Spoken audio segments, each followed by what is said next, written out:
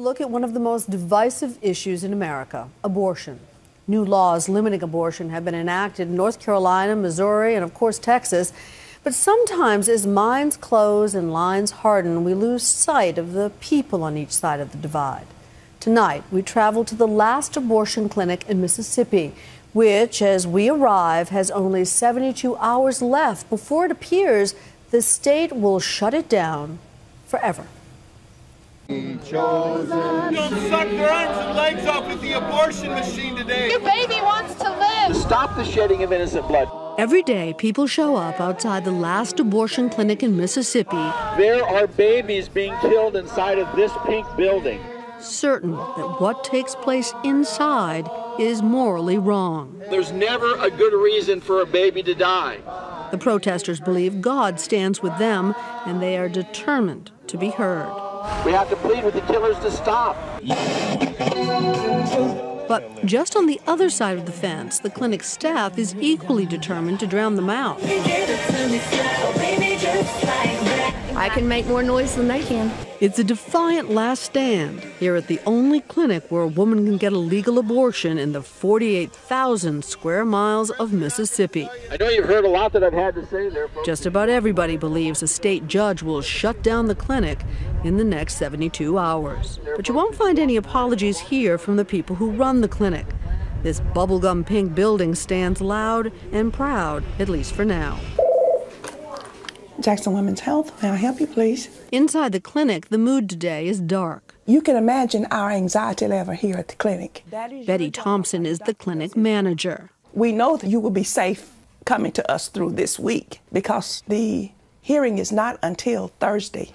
The clinic is in violation of a state law that requires their doctors to have admitting privileges at a local hospital. Just the latest in an ever-growing list of regulations designed by the state to force the clinic to close. Jesus! With the clock winding down, protesters like Cal Zastro believe Thank you, ma'am. They are on the verge of making history. Let's have Mississippi lead the nation, becoming the first state to protect every baby, to protect every mom. That's what we're going for. Diane, we are pleading with you. That's clinic owner Diane Dursis. It was her idea to paint the clinic pink as a message. She's not quitting without a fight. Stop taking blood money. You gotta love this stuff. But behind the bravado, she knows the odds are stacked against her. Is your clinic in Mississippi going to survive? I hope so. We're gonna be screaming one way or the other. We invite you to quit murdering babies. You're going to fight. We have to. There's no alternative. When did you get this car? They're so ugly, they're cute. Dursis invites me to ride with her to the clinic. Like the protesters, she believes God is on her side. I know as fervently as they do that what I'm doing is moral and right. But if I'm wrong, that's between the Lord and I. When we arrive, about 30 people are marching in silent protest. You thought about our lunch date? Like we're gonna have lunch, right?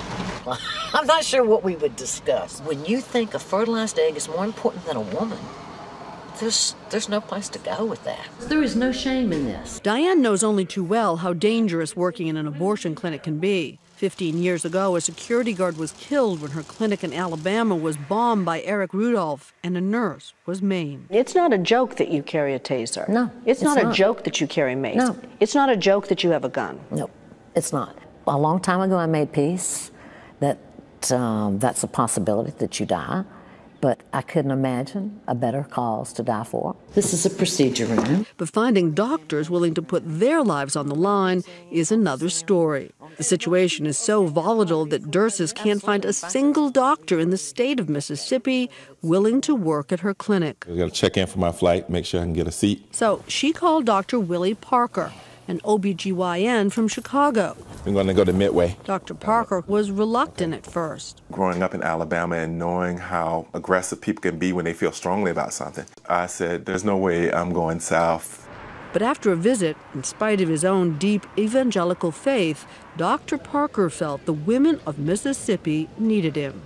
I had no desire to abandon my Christian faith or understanding, but I found myself overwhelmed by the compassion I felt for my patients.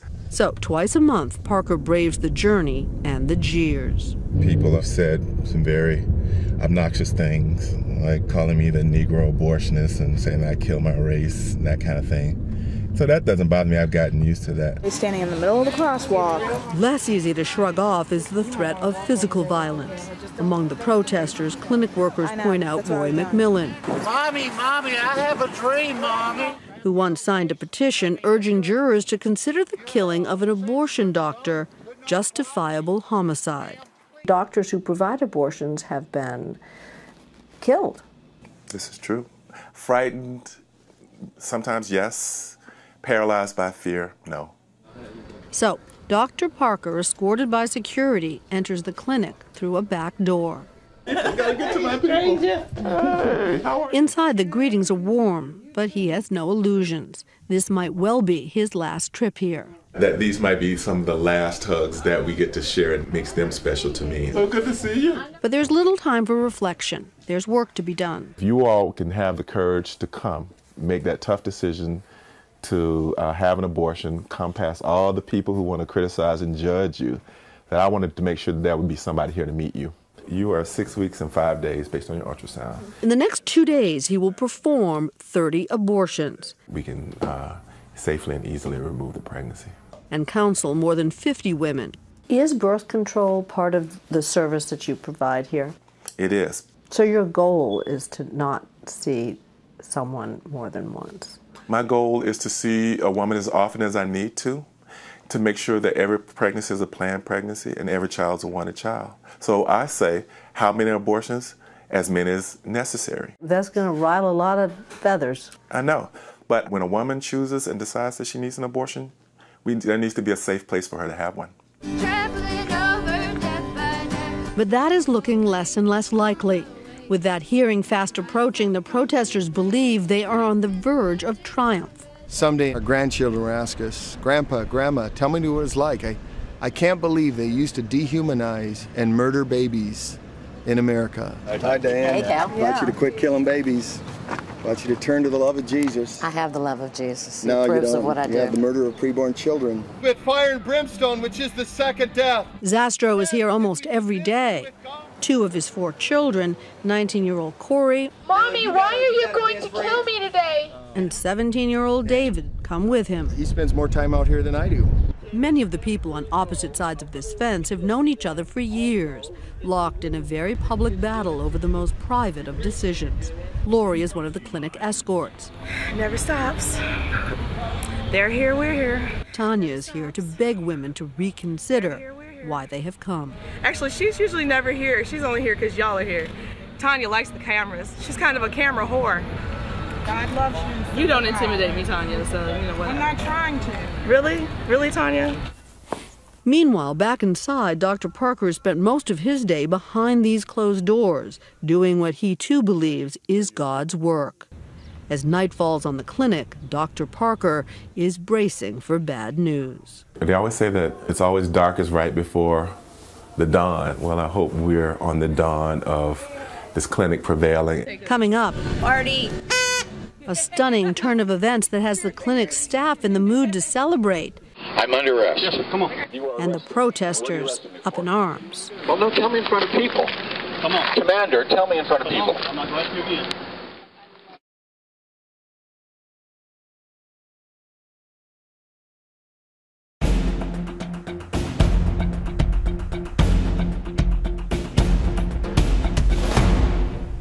When we went to Mississippi this spring, the last abortion clinic in the state looked as if it was about to be shut down for good. We witnessed tensions flare as those who wanted it closed and those who wanted it to remain open both claimed that God was on their side. It looked as if the last abortion clinic in Mississippi was about to close the week we visited. A state judge was poised to shut it down. With only hours left to go, Awesome news yesterday. The best news. Overnight, an injunction from a federal judge keeps it open, at least for now. Party. And I got the news last night. I was like, yes! We're going to put the patients first, and then we are going to celebrate. That would be my guess. Jackson Women's Health, may I help you, please? Please turn to God. Please turn to help. But on the other side of this fence, Friends and neighbors, stop the violence. The dismay of protesters like Cal Zastro is erupting. Don't stab, don't smack, and don't suck their arms and legs off with the abortion machine today. Zastro is joined today by Chet Gallagher. It's not a setback for our mission. It is a setback for families and babies that are being killed in this place every single day that we delay. Gallagher is a former police officer who was fired for refusing to arrest anti-abortion rights protesters 24 years ago. So we're not here for any other reason except that we love you. He's been protesting full-time ever since. Sometimes, even when there seems to be no one there to listen. We're here to tell you the truth and that there is help available. I'm under arrest. Yes, sir. Come on. With tensions running high today, police move in and arrest Gallagher for trespassing and disorderly conduct. Shame on you, man. Shame on you. Tell me where I can stand. But a few hours later, come on, Commander. He's back on the megaphone without his shoelaces and following women as they leave the clinic. We're the ones that love you. These women don't feel loved. We met this woman, who we'll call Marie, as she was leaving the clinic. I've seen those pictures. Yeah. I did the research on the internet. We're not stupid. I'm almost 30 years old. I'm not dumb. I know what an aborted baby looks like. Marie told us she was religious herself and understood why the protesters came, but that she felt harassed and judged by them, as did many of the women we talked to, none of whom would appear on camera. She didn't dispute the fact that Christians love, but that it didn't feel very loving. Do you understand why someone could see it that way? I understand why some people could feel when they're cutting the head off their baby. Well, so that doesn't sound loving. You're right. I mean, and the words you're using aren't loving. Little baby boys and girls are taken into that building, and when they use the suction machine, they're torn apart. Over the past several decades, attitudes on both sides of this fence have solidified, as have the stereotypes about who believes what. We found it was more complicated than that on both sides. While Cal Zastro and Chet Gallagher's hardcore approach is what we're used to seeing, Barbara Beavers has a different tone and plays a different role in the anti-abortion rights movement. This is our nurses' station. Beavers runs a crisis pregnancy center, providing support for those who opt to have their babies. We have baby food and clothes. She says she worries about the young women. So many of them say, because it was legal, I thought it was right. We have sanitized abortion. We can't go back to the coat hanger days, so we don't call them coat hangers anymore. We call them cannulas. That cannula does the same thing to the baby that the coat hanger did. Well, but it doesn't kill the mother. It doesn't kill the mother, but it still kills the baby. It's my friend, this is Ross. Over the years, Beavers had brought some of the pregnant young women home. We join her today as her grandkids play on the lawn. She's so proud of herself. Does she understand, we asked, that many of the women seeking abortions don't have this kind of support? They need their vision lifted. They think all there is right now, in this moment, and I got to deal with it right now. I spent some time with Barbara. She says, you know, women will always regret this in some part of themselves. My response to that is 1 out of 3 American women have had them. Is she saying that all these women are crazy out there? That's what these people want to have happen to women. Because not only do they scream at women when they come into the building, but when they come out and you're screaming, how's it feel to have killed your baby? Man, that's a bad person. There's nothing Christian about that. You know, talking to Diane earlier today, she said, I don't understand the name calling when they're coming out, that's just hateful. That's evil. You agree with her about that? I would agree, yes. And I can't believe they do that. I'm very saddened. I'm trying to deal with that kind of stuff. That's terrible. We don't verbally assault anyone. What I usually say to a mom coming out from abortion is I'll say, ma'am, can we talk and pray for a minute? What soap and water can't wash off your heart, the blood of Jesus can. Come on, let's talk about this. There are deeply personal and emotional arguments on both sides. Think about it. If it was somebody throwing a 2-year-old off a bridge into the river and the mom's offended because somebody says, wait, stop. Cal Zastro says he will never stop fighting, and neither will Dr. Parker. It was a ray of sunshine on a cloudy day, but it's still cloudy. Until there's a definitive legal decision, we have to realize that this is just one small step forward in a long fight. And so the battle continues. Each side claims a high moral purpose in which there's no room for compromise, no benefit to talk. The lines are drawn. For now, the clinic stays open. Since the federal court intervened in April, the clinic has continued to operate, though its future remains uncertain. Needless to say, abortion remains a deeply controversial and emotional issue which has ripped families and communities apart. We invite you to go to our website at abcnews.com/nightline to share your thoughts.